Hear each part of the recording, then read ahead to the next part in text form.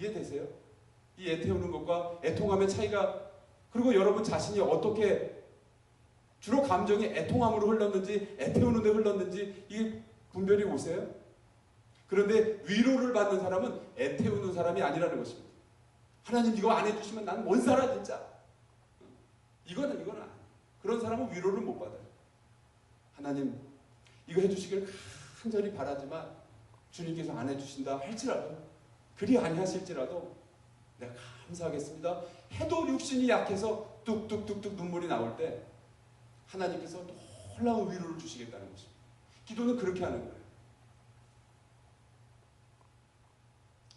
그런데 이 애통함을 누구보다도 많이 겪으신 분이 계십니다. 우리는 한민족이 한많은 민족이라고 그렇게 얘기하잖아요. 우리 한민족은 전쟁도 많이 겪고 가난과 수많은 그 전쟁 속에서 한이 많은 민족이라고 그러는데, 한만 키로 따지시자면 우리 하나님보다 한 많으신 분이 없어요. 그래서 우리 민족이 하나님께 지금 이렇게 복을 많이 받는 것 같아요. 위로를 많이 받는 것 같아요. 얼마나 한이 많으시냐면, 당신이 정말 정성을 들여서 만드시고 나서 보기에 힘이 좋았던 인간들이 말이죠, 배신하고 그리고 죄악에 기꺼이 스스로 목을 메고 도살장으로 끌려가는 그런 모습을 바라보실 때 하나님의 느끼셨던 그 반응, 그게 애통함이에요. 내가 정말 사랑했는데, 내가 최선을 다해줬는데 그가 배신하고 떠나가는 것을 보면서 하나님께서 겪으셔야 됐던 그 마음, 그게 애통함이에요. 그리고 더 무서운 것은, 참 안타까운 것은, 그 죄인들의 죄값을 그래도 치러줘야 되잖아요. 하나님은 죄인들의 죄값을 치러주시는 분입니다. 그 배신자들의 값을 치러주시는 분이세요. 우리는 그거가 참 어렵죠. 그렇게 하기 위해서 누구보다도 소중한 당신의 아들 예수님을 십자가에 보내실 때 하나님의 마음, 그게 애통함이에요. 이건 속 태우는 게 아닙니다. 원망하는 것이 아닙니다. 안 하면 복수하겠다는 그런 마음이 아닙니다. 그냥 그 자체가 최고의 선한 마음인데도 불구하고 그걸 잃어버리면서 나타나는 그런 감정이라는 거죠. 이런 애통함을 가지고 있을 때 위로를 받을 수 없는 이유가 바로 하나님이 그 애통함을 누구보다 잘 알고 계시기 때문에 그렇습니다. 여러분, 그래서 우리가 애통함을 피해서는 안 돼요.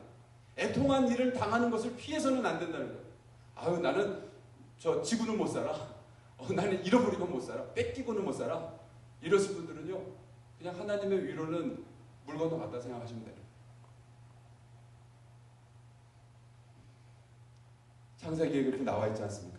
얼마나 하나님께서 애통해 하셨는지. 그 단어를 영어로는 grieve라고 해서 통하는데, 이 한글에는 한탄했다, 근심했다, 그런 말로 바꿔서 얘기하고 있는데요. 우리 한번 같이 읽어볼까요? 5절부터 6절입니다. 시작! 여호와께서 사람의 죄악이 세상에 가득함과 그의 마음으로 생각하는 모든 계획이 항상 악할 뿐임을 보시고 땅 위에 사람 지으셨음을 한탄하사 마음에 근심하시고 이르시되 내가 창조한 사람을 내가 지면에서 쓸어버리되 사람으로부터 가축과 기는 것과 공중의 새까지 그리하리니 이는 내가 그것들을 지었음을 한탄함이니라 하시니라. 여기서 언뜻 듣기에 우리 한탄한다고 할 때 그냥 후회했다, 속상했다, 열받아 했다, 뭐 이렇게 오해하기 쉬운데, 지금 말씀드린 것처럼 애통해 하셨다는 거예요. 내가 너를 어떻게 만들었는데 어떻게 하다 그렇게까지 되었냐 하면서 하나님이 너무 슬퍼하셨다는 거예요. 주님이, 지금 하나님이 여러분 한 분 한 분을 보시면서 그 애통한 마음이 어느 정도일지 한번 생각해 보세요. 아, 몰라요. 하나님 많이 슬퍼하세요. 나는 그냥 우리 하나님은 너무 감성적이야. 이러진 않으세요.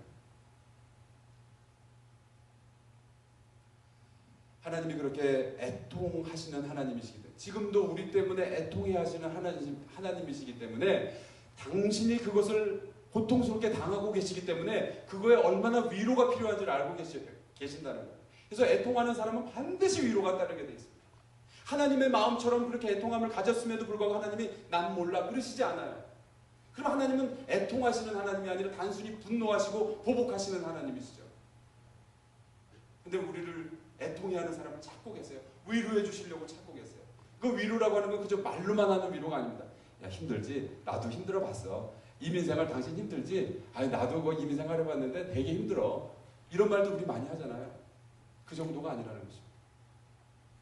하나님은 우리의 그 손실, 우리를 애통하게 만들었던 그 손실을 신원하고 보상해 주시는, 내 힘으로는 도저히 얻어낼 수 없는 규모로 갚아주시는 그런 분이시라는 것입니다.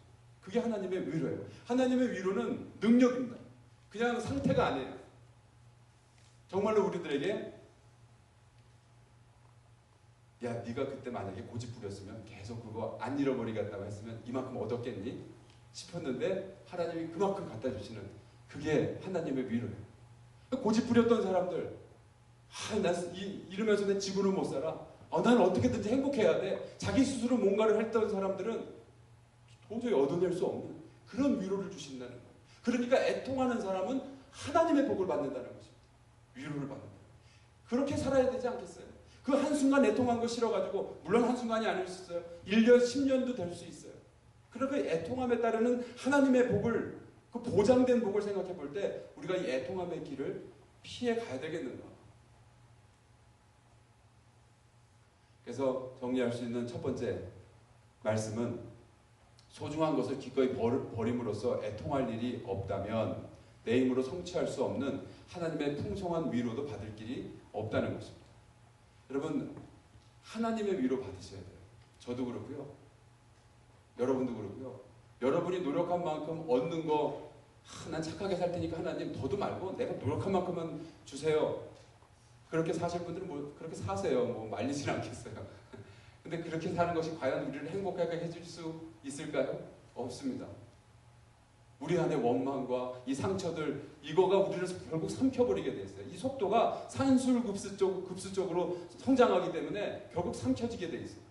하나님께서 기하급수적인 복을 우리들에게 부어주셔야만 상처도 치유하고 복도 챙기고 그러면서 살아갈 수 있다는 것입니다. 그래서 애통할 일이 없다는 걸 자랑하지 마세요. 난 살아오면서 한 번도 그렇게 애통할 일이 없었어. 물론 애태우는 일들은 많았지. 안 해주면 신경 들려고 그런 일은 많았지만 정말 그것을 기꺼이 내어놓으면서 울며 했던 그런 일은 없었어요. 그러면 자랑 삼아서 하시는 분들은 성경을 좀 다시, 성경 속에 다시 자기를 좀 비춰보실 필요가 있다는 것입니다. 그리고 여태까지 살아오면서 정말 애통할 일이 많아졌던 분들은 걱정하실 거 없어요. 하나님이 위로해 주실 거예요.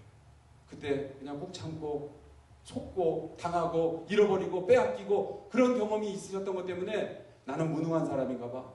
난 참 별 볼 일 없는 사람인가 봐. 자기 정체성에 혼란을 느껴. 이러셨던 분들은 걱정하실 거 없어요. 하나님이 위로해 주시면서 너는 너가 누군지를 그렇게 헷갈릴 거 없다. 너는 내 아들이고 딸이고 해서 내가 너를 이렇게 다시 신분회복, 다 정상화시켜준다. 그런 날이 반드시 온다는 것입니다. 하나님이 주시는 위로를 우리는 구해야 돼요. 똑똑한 사람들은, 영적으로 깨달을 줄 아는 사람들은 그 위로를 얻기 위해서 애통함의 찬스가 있을 때 피해가지 않는다는 것입니다. 누가 나를 바보라고 그러고 누가 나를 아주 무능한 사람처럼 취급하고. 여성들은 주로 거절당할 때 거절당함에 대한 두려움을 갖고 계신대요. 똑똑하신 분들이 이렇게 통계를 내보니까 그렇다고 합니다. 여성들은 누가 나를 거절할까봐 굉장히 이걸 두려워한답니다. 남자들은 인정받지 못할까봐, 당신은 무능한 사람이야. 결국 봐봐, 당신 똑똑한 척 혼자 다 이렇게서 이것밖에 안 되잖아. 이런 소리 들으면 스팀이 막 팍팍 나는 거예요. 그런데 이런 일로 인해서 당하고 빼앗기고 하기를 두려워하지 말라는 것입니다. 하나님께서 위로해 주십니까? 혹시 사랑하는 가족들이, 가까운 사람들이 당신 같은 사람이 뭘 한다고 그래?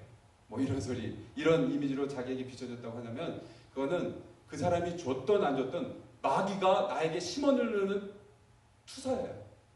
그거에 대해서 속아 넘어가실 이유가 없다는 것입니다. 하나님은 이런 위로를 우리에게 성경을 통해서 약속해 주시는데 그 모든 손실에 대해서 신원화해 주신다, 페이백 해 주신다, 대신 갚아 주신다는 거예요. 좀 적극적으로는요, 보복해 주신다는 것입니다.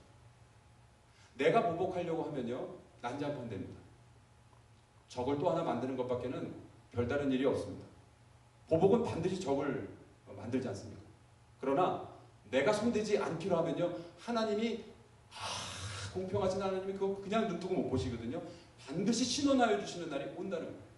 아, 별일 없었어. 저 사람 내가 마음대로 막 굴렸는데도 저 사람이 나한테 꼼짝도 못해. 그렇지. 지가 무슨 힘이 있겠어. 나한테 덤비겠어. 하고 이 고통을 준 사람은 가만히 있겠지만 어느 날 아무도 모르게 영문도 모르게 하나님이 신원하시는 날이 반드시 온다는 것입니다. 그런 하나님의 신원을 내 손 하나 대지 않고 이루어지게 하려면은 내가 보복하지 말라는 거예요. 그리고 그분의 심판에 참여할 수 있도록 초대해 주세요. 봐라. 그러고 나서 나한테 원망이 안 나요. 참 하나님의 방법은 묘한 것입니다.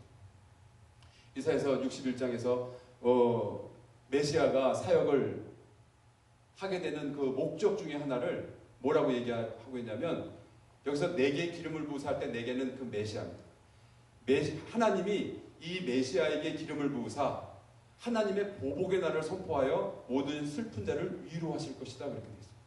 우리가 예수님을 나의 주님이라고 믿는 이유가 있어요. 살다 보면 분명히 불공평한 일이 있습니다. 저런 사람이 있어. 저런 배신자가 있어. 나를 뭘로 보는 거야? 이렇게 생각하고 싶은 그런 사건들이 터져나와요. 그러나 내가 예수를 믿고 있다고 한다면, 이 메시아이신 예수님을 믿고 있다고 한다면 하나님의 보복의 날이 반드시 와서 나를 친히 위로하실 것이다. 이것도 믿어야 된다는 거예요. 안 그랬는데 어떻게든지 그냥 막 뒤에서 뒤통수를 한 대 때려줘야지, 이런 마음 품고 있으면 안 된다는 거예요. 그렇게 해서 영광을 나타낼 자로서 나를 사용해 주실 것이다. 하나님의 그 영광을 나타낼 자로 나를 사용해 주실 것이다. 그 보복의 날에 얘기하고 있습니다. 또 하나님의 위로를 받게 되면 어떤 일이 생기냐면 성령을 받게 돼요. 내가 애통해할 때 성령 받습니다. 애태울 때 성령 받지 않습니다. 내가 원망할 때 누가 성령 받았다는 소리 듣고 거짓말이에요. 내가 있잖아, 그때 너무 속상해가지고 하나님 욕하고 막 부정적으로 생각하고 그랬더니 하나님이 성령을 주셨어. 그래서 막 방언을 했어. 그건 사실 거짓말입니다. 있을 수 없는 얘기예요. 하나님은 누구에게 성령을 주시느냐 하면 애통해하는 자에게 성령을 주세요. 세상에 그 무엇으로도 그 위로해 줄 수 없는 마음을 하나님의 마음을 부어주셔서 위로해 주시겠다 해서 성령을 주시는 것입니다. 그런데 참 신기한 것은 이 성령을 받으면 그 애통해하는 사람이, 피해자인 사람이 회개를 시작한다는 거예요. 그 문제를 일으킨 사람이 아니라 내가 회개를 시작한다는 거예요. 성령 받았는데 회개하기보다는 그래, 저 인간은 저렇게 살다가 하나님께 보복을 받아갈 거야. 할렐루야. 그건 성령 받은 증거가 아닙니다. 성령 받고 나면은요, 내가 먼저 회개하게 돼요. 그리고 여기서 끝나지 않고 하나님 잘못했습니다. 사실 알고 보니까 내가 참 부족한 자고 무지한 자고 내가 하나님 앞에 지은 죄는 저 사람보다 훨씬 더 많군요. 너무나 죄송합니다. 하나님, 회개하는 데서 끝났을 때 주님, 봐라 임마, 너 잘난 척 하더니 잘 됐다, 그러지 않으시고 우리를 이제 본격적으로 위로를 해주시는데 회복과 부흥을 가져다 주신다는 것입니다. 내 힘으로는 성취할 수 없는 것들을 막 쏟아 부어주시기 시작해요. 이건 회개한 사람들만이 누릴 수 있는 것입니다. 성령을 받은 사람만이 누릴 수 있는 거예요. 그래서 우리가 애통해하기를 피한다는 것은 아주 어리석은 일이라는 거죠. 애통할 찬스가 생겼는데 마음을 강팍하게 하고, 내가 너 같은 사람한테 당할 사람인 것 같으냐? 내가 IQ가 200이다. 막 이러면서 버티고 있으면 결국 적 만드는 것 이외에는 아무것도 없습니다. 있었던 것도 다 사라지게 돼 있어요. 그리고 그 적이 당할 심판과 신원을 내가 당할 수도 있다는 것입니다. 그리고 나서 내 팔자는 왜 이 모양이야? 애통하는 게 아니라 애태우는 삶의 반복으로 악순환으로 빠져들 수밖에 없다는 것이죠. 그래서 야고보 사도는 기꺼이 아주 신나게 이렇게 얘기하고 있지 않습니까? 같이 한번 읽어보시죠. 시작. 슬퍼하며 애통하며 울지어다. 너희 웃음을 애통으로, 너희 즐거움을 근심으로 바꿀지어다. 주 앞에서 낮추라. 그리하면 주께서 너희를 높이시리라. 우는 거를 부끄러워하거나 좀 겸연쩍어하고 뭐 그렇게 하기 쉬운 그런 가치관 속에서 우리는 살아가고 있지만, 야고보 사도는 애통하는 사람이 훨씬 복 있다. 애통하는 사람이 훨씬 똑똑하다. 그 사람이 하나님의 위로라는 위로, 보상이라는 보상은 다 받게 될 거다. 그러니까 심지어 웃음도 애통으로 바꾸고 즐거움도 근심으로 바꿔라. 주님 앞에서 자기를 낮춰라. 사람 앞에서 높은 척 하지 말고. 그래야 하나님이 높여주신다. 그렇게 말씀하고 있습니다.